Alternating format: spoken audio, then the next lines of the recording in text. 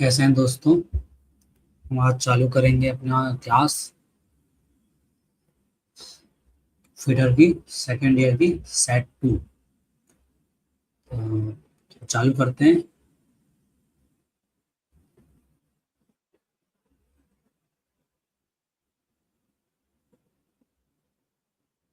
ठीक, तो पहला क्वेश्चन ये रहा। आकार के निर्माण के लिए स्लिप गेज को एक साथ जोड़ने की क्रिया को क्या कहा जाता है। आकार के निर्माण के लिए स्लिप गेज को जोड़ने की प्रक्रिया को क्या कहा जाता है। ठीक है।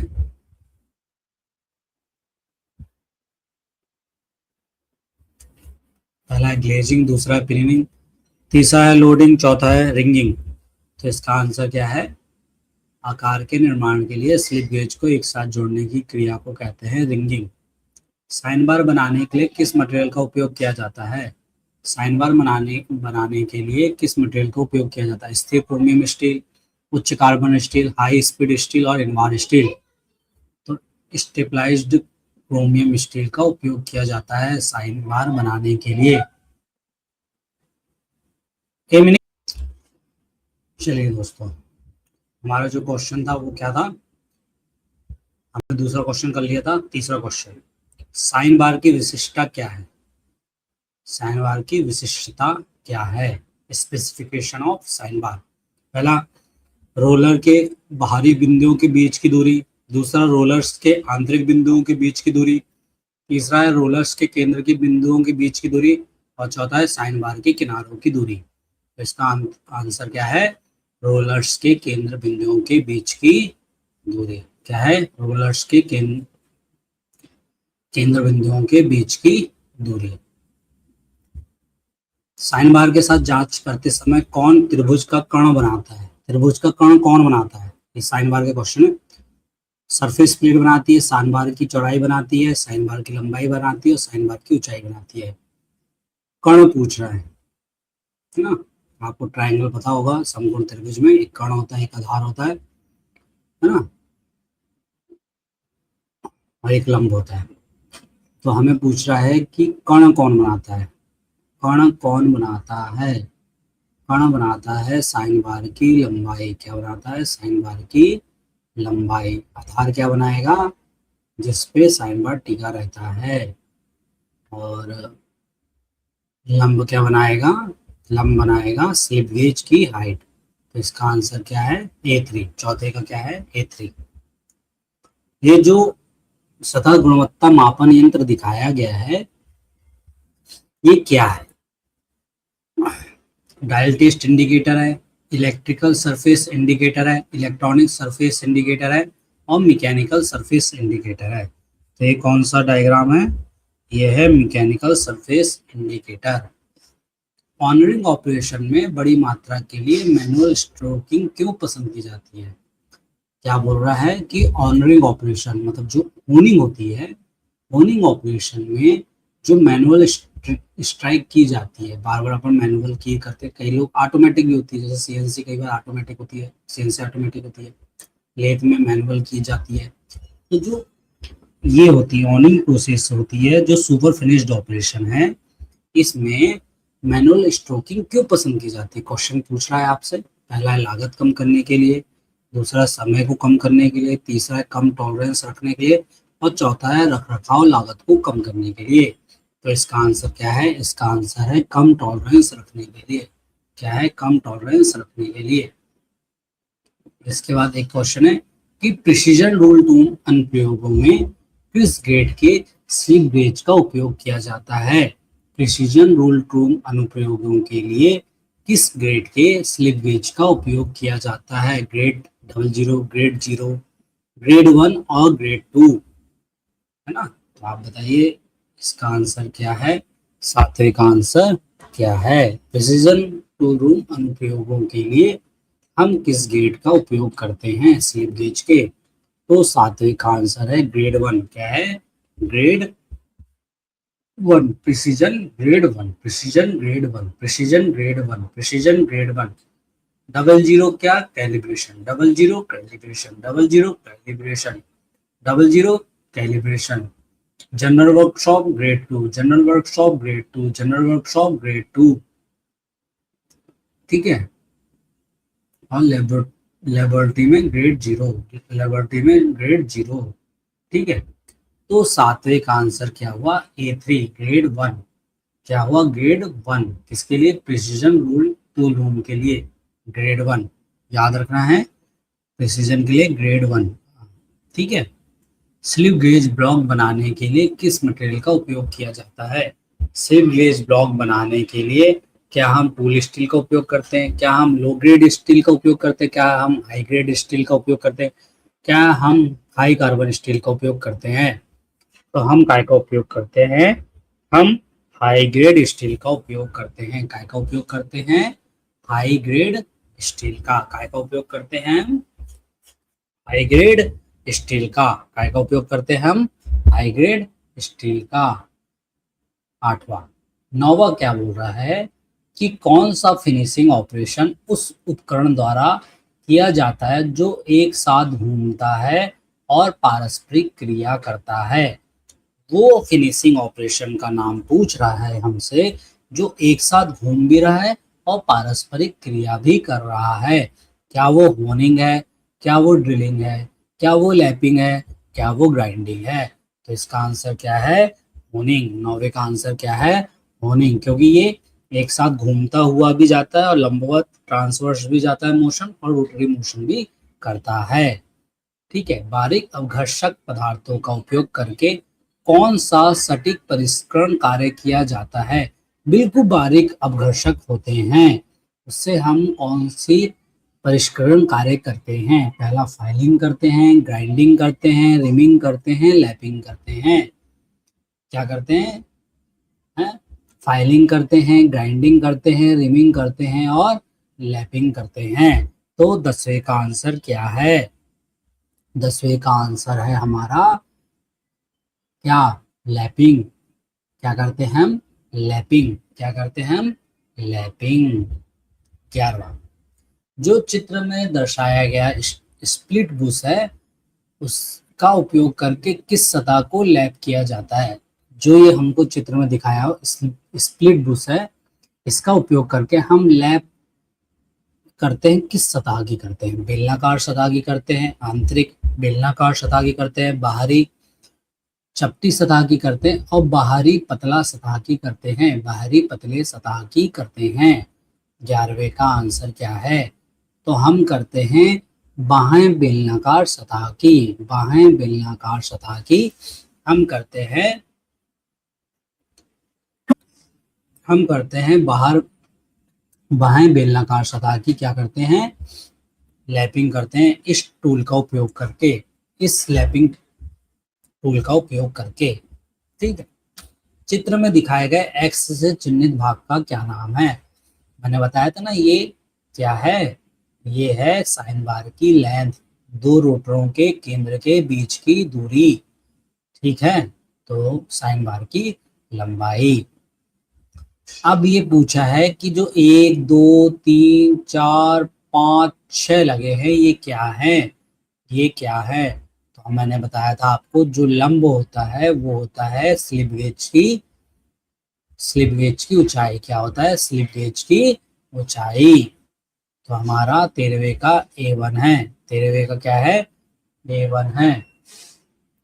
14वां, जो ये क्वेश्चन दिया हुआ है इस स्लिप गेज की ऊंचाई कितनी है, इस स्लिप गेज की ऊंचाई कितनी है। थीटा का मान है 25 डिग्री, तो साइन थीटा का मान कितना है, साइन थीटा का मान है 25 डिग्री, क्या है 25 डिग्री। तो ये जो है ये हमारा क्या है 0.4226, ठीक है। और ये हमारी है लंबाई, तो स्लिप गेज की ऊंचाई बतानी है तो क्या होगा, लंबाई गुणित ये थीटे का मान, तो कितना हो जाएगा 42.26 बराबर आ जाएगा, ऊंचाई स्लिप गेज की ऊंचाई आएगी 42.26 26, क्या है ये 42.26। तो 14वें का आंसर हुआ A2। 14वें का आंसर क्या हुआ A2। निरीक्षण के लिए किस ग्रेड के स्लिप गेज का उपयोग किया जाता है? इंस्पेक्शन के लिए हम यूज करते हैं ग्रेड 0 का। हम यूज करते हैं ग्रेड 0 का। तो इंस्पेक्शन के लिए हम यूज करते हैं ग्रेड 0 का। ग्रेड 1 किसके लिए उपयोग किया जाता है? ग्रेड 1 हम उपयोग करते हैं प्रिसीजन टूल रूम के लिए। ग्रेड 1 का हम उपयोग करते हैं प्रिसीजन टूल रूम के लिए। ग्रेड 0 का उपयोग करते हैं इंस्पेक्शन के लिए। ग्रेड 00 का उपयोग करते हैं कैलिब्रेशन के लिए। और ग्रेड 2 का उपयोग करते हैं हम नॉर्मल वर्कशॉप के लिए। ठीक है, तो इसका आंसर क्या आएगा? इंस्पेक्शन के लिए आएगा ग्रेड 0। इंस्पेक्शन के लिए क्या आएगा? ग्रेड 0। आंतरिक बेलनाकार सतहों की प्रोफाइल को सही करने के लिए किस अवघर्षक छड़ियों के साथ कौन सी प्रक्रिया की जाती है? जब अवघर्षक छड़ियों के साथ पूछा है, अब्रेसिव स्टिक्स का नाम लिया है, तो उसके लिए उस चीज को हम क्या कहते हैं? उस प्रोसेस को हम क्या कहते हैं? लैपिंग कहते हैं, होनिंग कहते हैं, ग्राइंडिंग कहते हैं, फाइलिंग कहते हैं? क्या कहते हैं बताइए? हम क्या कहते हैं? हम कहते हैं होनिंग। आंतरिक बेलनाकार सतहों की प्रोफाइल को सही करने के लिए हम उपयोग करते हैं होनिंग का। इसका उपयोग करते हैं होनिंग का। 17, सभी अपघर्षक पदार्थों में सबसे कठोर पदार्थ कौन सा है? सभी अपघर्षक पदार्थों में सबसे कठोर पदार्थ हीरा हो सकता है। क्या वो सिलिकॉन कार्बाइड भी हो सकता है? क्या वो बोरॉन कार्बाइड हो सकता है? क्या वो एल्यूमिनियम ऑक्साइड हो सकता है? तो बताइए, 17वें का आंसर है डायमंड। क्या है? हीरा। ये जो उपकरण दिखाया गया है इसका नाम क्या है? क्या ये वर्नियर कैलिपर है? डेप्थ वर्नियर कैलिपर है? क्या यह वर्नियर हाइट गेज है? क्या ये क्लैंप टाइप हाइट गेज है? क्या ये height gauge with slip gauge holder है? तो ये क्या है? Height gauge with slip gauge holder, क्योंकि इसमें स्लिप गेज लगे हुए हैं। कितने लगे हुए? 1 2 3 4 5, और ये स्लिप गेज का होल्डर लगा हुआ है स्लिप गेज को पकड़ने के लिए। देखिए ये क्वेश्चन आ गया। सामान्य कार्यशाला में किस ग्रेड के स्लिप गेज का उपयोग किया जाता है? तो सामान्य कार्यशाला में हम उपयोग करते हैं ग्रेड 2 का। किसका? ग्रेड 2 का, है ना। जनरल वर्कशॉप में या नॉर्मल वर्कशॉप में हम उपयोग करते हैं ग्रेड 2 का। ग्रेड 1 का उपयोग हम कहाँ करते हैं? ग्रेड 1 का उपयोग हम करते हैं प्रिसीजन टूल रूम में। और ग्रेड 0 का उपयोग करते हैं, ग्रेड 0 का उपयोग हम करते हैं कहाँ पे? ग्रेड 0 का उपयोग हम करते हैं इंस्पेक्शन पे। और ग्रेड 00 का उपयोग करते हैं हम कैलिब्रेशन में। किसमें? कैलिब्रेशन में। तो इंस्पेक्शन के लिए तो हमने ग्रेड 1 बता दिया। इंस्पेक्शन के लिए, सॉरी ग्रेड 1 ने, इंस्पेक्शन के लिए ग्रेड 0। इंस्पेक्शन के लिए क्या है? ग्रेड 0। क्या है? ग्रेड 0। क्या है? ग्रेड 0। जो ये चित्र में दिखाया गया है एक्स भाग है, ये क्या है? चामोइस लेदर है, लेदर पैड है, प्रोटेक्टर स्लिप है, और स्टील की शीट है। देखिए स्टील की शीट तो हो नहीं सकती, तो 3 में से कुछ ए हो सकता है। तो 21वें का क्या आंसर है? 21वें का आंसर है प्रोटेक्टर स्लिप। क्या है? Protector slip. क्या है? Protector slip. ये जो एक्स दिखाया गया है इसका नाम है प्रोटेक्टर स्लिप। क्या है? Protector slip. आगे बढ़ते हैं 22वें, ग्रेड 00। ग्रेड 00 हमने क्या बताया था? कैलिब्रेशन। कैलिब्रेशन ग्रेड क्या बताया था?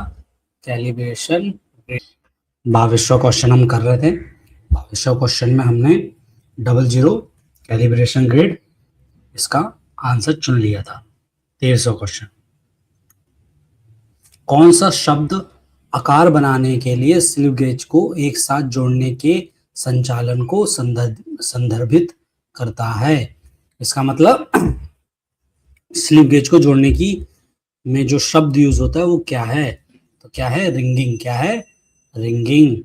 स्लिप गेज होल्डर में विशेष जबड़ों की एक जोड़ी का उपयोग करने का क्या लाभ है, बाहरी और आंतरिक आयामों को मापने के लिए, ऊंचाई को मापने के लिए, स्टेप को मापने के लिए और कोणीय आयामों को मापने के लिए। क्या है, स्लिप गेज होल्डरों में विशेष जबड़ों की एक जोड़ी का उपयोग करने का क्या लाभ है, बाहरी और आंतरिक आयामों को मापने के लिए, ऊंचाई को मापने के लिए, स्टेप को मापने के लिए और कोणीय आयामों को मापने के लिए। तो क्या है, बाहरी और आंतरिक आयामों को मापने के लिए हम करते हैं स्लिप गेज होल्डर में विशेष जबड़ों की जोड़ी का प्रयोग। ठीक है।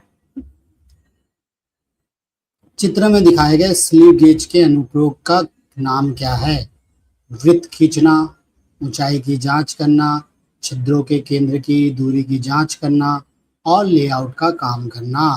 तो क्या है, छिद्रों के केंद्र की दूरी की जांच करना, छिद्रों की केंद्र दूरी की जांच करना। देखिए बहुत सारे स्लिप गेज लगे हुए हैं, तो ये है 25वें का आंसर। 26वां, साइन बार में ड्रिल किए गए होल का उद्देश्य क्या है, साइन बार में ड्रिल किए गए होल का उद्देश्य क्या है, डायल टेस्ट इंडिकेटर की क्लैंपिंग, डायल टेस्ट इंडिकेटर की क्लैंपिंग। दूसरा है स्लिप गेज की क्लैंपिंग, वजन कम करने के लिए और सौंदर्य प्रयोजनों के लिए। तो 26वें का आंसर है वजन कम करने के लिए। क्या है, वजन कम करने के लिए। आगे बढ़ते हैं।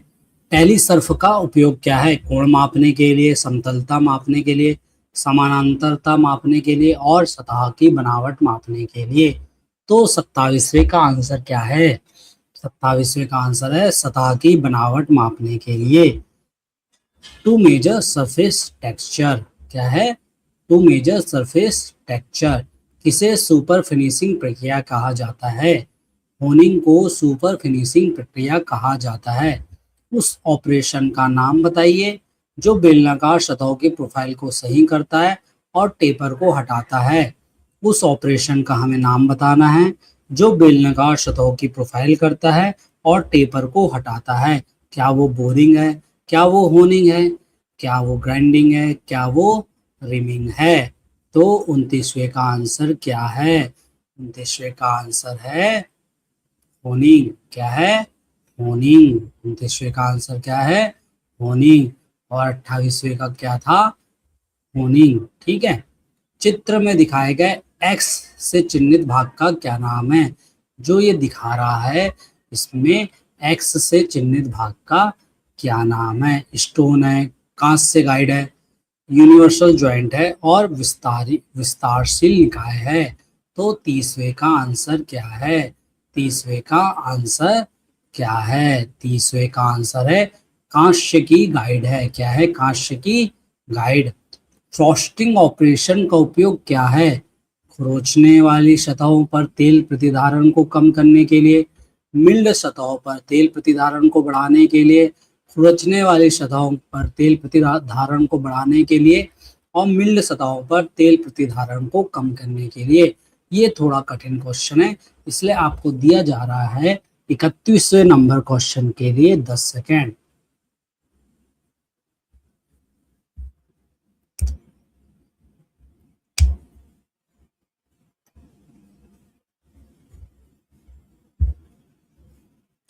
ठीक है, तो 31वें का क्या आंसर है, 31वें का आंसर है खरोंचने वाली सतहों पर तेल प्रतिधारण को बढ़ाने के लिए, to increase the oil retention on scraped surface. Oil को धारण करना, प्रतिधारण मतलब ऑयल को धारण करना, ज्यादा से ज्यादा धारण करना। चित्र में सतह सख्त करने की कौन सी विधि दिखाई गई है, sorry, which method of surface hardening is shown in the figure। तो क्या है, नाइट्राइडिंग है, पैक कार्बोराइजिंग है, फ्लेम हार्डनिंग है और इंडक्शन हार्डनिंग है। तो क्या है, पैक कार्बोराइजिंग। क्या है, पैक कार्बोराइजिंग। 32वें का। 33वें का, कौन सी प्रक्रिया स्टील घटक की संरचना को परिष्कृत करती है? कौन सी प्रक्रिया है जो स्टील घटक की संरचना को परिष्कृत करती है? टेम्परिंग करती है, एनिलिंग करती है, हार्डनिंग करती है, नॉर्मलाइजिंग करती है? तो 33वें का आंसर बताइए। आपको मिलते हैं 10 सेकेंड। क्या है? 10 सेकेंड।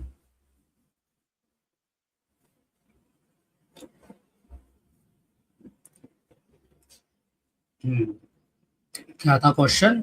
क्वेश्चन है कौन सी प्रक्रिया स्टील घटक की संरचना को परिष्कृत करती है? जो उसकी संरचना होती है उस संरचना को कौन सी प्रक्रिया परिष्कृत करती है?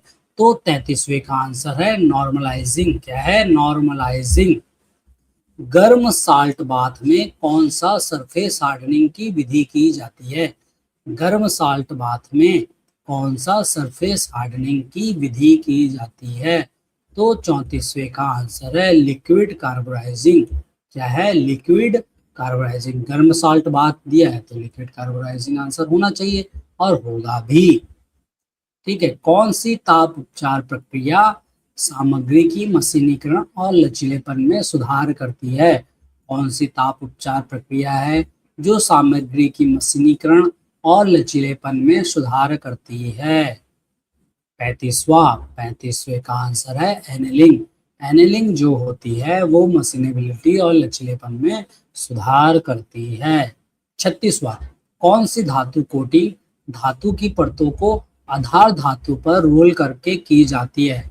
ऐसी धातु की कोटिंग का नाम बताना है जो धातु की परतों को, धातु की जो परत होती है उसको आधार धातु पर रोल करके बनाई जाती है। क्लैडिंग, स्प्रेइंग, एनेमलिंग और मोल्टन मेटल बाथ। क्या है? क्लैडिंग। क्या है? क्लैडिंग। ठीक है। क्या है? क्लैडिंग। 37वां, साफ्ट कीवे पर किस प्रकार की कुंजी लगाई जाती है? Feather, flat saddle, circular taper, hollow saddle की? तो साफ्ट कीवे पर किस प्रकार की कुंजी लगाई जाती है? सॉफ्ट कीवे पर हम लगाते हैं, सॉफ्ट कीवे पर हम लगाते हैं फेदर की, हम लगाते हैं फेदर की। अब पूछ रहा है नॉर्मलाइजिंग करने का क्या उद्देश्य है? काटने की क्षमता बढ़ाने के लिए, उच्च कठोरता विकसित करने के लिए, तनाव और खिंचाव को दूर करने के लिए, पहनने के प्रतिरोध को बढ़ाने के लिए। पहनने का मतलब वियर रेजिस्टेंस है, वियर रेजिस्टेंस को इंक्रीज करने के लिए। तो 38वें का आंसर है तनाव और खिंचाव को दूर करने के लिए। क्या है? तनाव और खिंचाव को दूर करने के लिए, तनाव और खिंचाव को दूर करने के लिए, तनाव और खिंचाव को दूर करने के लिए। क्या है? तनाव और खिंचाव को दूर करने के लिए, तनाव और खिंचाव को दूर करने के लिए। क्या है? तनाव और खिंचाव को दूर करने के लिए। ठीक है। 1 मिनट रुकते हैं फिर आगे बढ़ते हैं।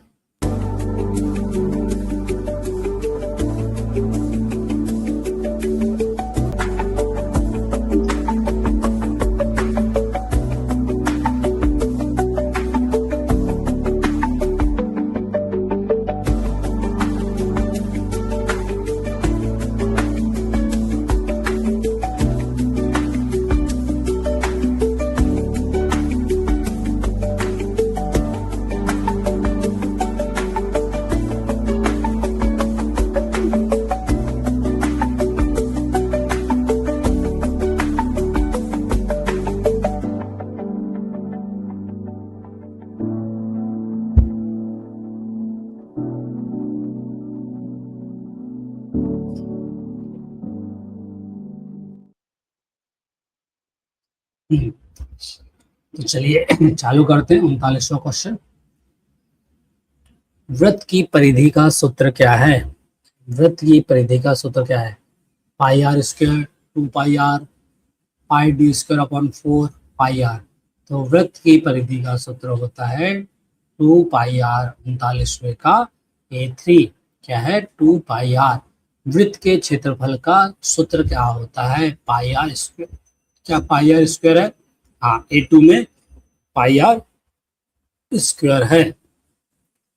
कौन सी लाइन को ज्या कहा जाता है? क्या OE को कहा जाता है, OD को कहा जाता है, C जो लंब है AB पे उसको कहा जाता है। किसको जया कहा जाता है? 41वें का A2, AB को जया कहा जाता है। AB को जो वृत्त के एक बिंदु से दूसरे बिंदु को मेल करती है। अगर ये AB इधर साइड होता, कहाँ होता, ऐसा भी होता तो हो जाता, ऐसा होता तो हो जाता, यहाँ से यहाँ तक होता तो हो जाता, यहाँ से यहाँ तक होता तो हो जाता। तो AB जो है वो अपनी जया है। क्या है? अपनी जया ना, अपनी क्या है? जया। ठीक है। कौन सा प्रतिबल है? ये जो प्रतिबल लगा है ये टाइप ऑफ स्ट्रेस कौन सा है? इधर साइड और इधर साइड कौन सा प्रतिबल है? तनाव प्रतिबल है, संपीड़न प्रतिबल है, कर्तन प्रतिबल है और टॉर्जनल प्रतिबल है। तो क्या है? 42वें का है कर्तन प्रतिबल। 42वें का क्या आंसर है? कर्तन प्रतिबल। क्या है? कर्तन प्रतिबल। काटने के लिए प्रतिबल का उपयोग किया गया है। क्या है? 42वें का कर्तन प्रतिबल। विकृति की इकाई क्या है? यूनिट ऑफ स्ट्रेन क्या है? जो हम किसी पदार्थ है उसमें अगर विकृति होती है, किसी वर्कपीस में विकृति होती है तो उसकी यूनिट क्या है? क्या किलोग्राम प्रति सेंटीमीटर स्क्वायर है? क्या न्यूटन प्रति मीटर स्क्वायर है? क्या मीटर है? क्या नो यूनिट है? तो विकृति की क्या होती है? कोई यूनिट नहीं होती है। विकृति नो यूनिट वाला चीज होती है। लंबाई में परिवर्तन को किस संकेत से दर्शाया जाता है? किससे दर्शाया जाता है? डेल्टा एल से। किससे? डेल्टा एल से। रिवेटेड ज्वाइंट है। रिवेटेड ज्वाइंट क्या है? अर्ध स्थायी ज्वाइंट है। परमानेंट ज्वाइंट क्या होता है? वेल्डिंग होता है। टेम्परेरी ज्वाइंट क्या होता है? नट एंड बोल्ट होता है। और रिवेट्स क्या होते हैं? सेमी परमानेंट ज्वाइंट होते हैं। दिए गए रिवेट को पहचाने। दिए गए रिवेट को पहचानना है। दिए गए रिवेट को हमको पहचानना है।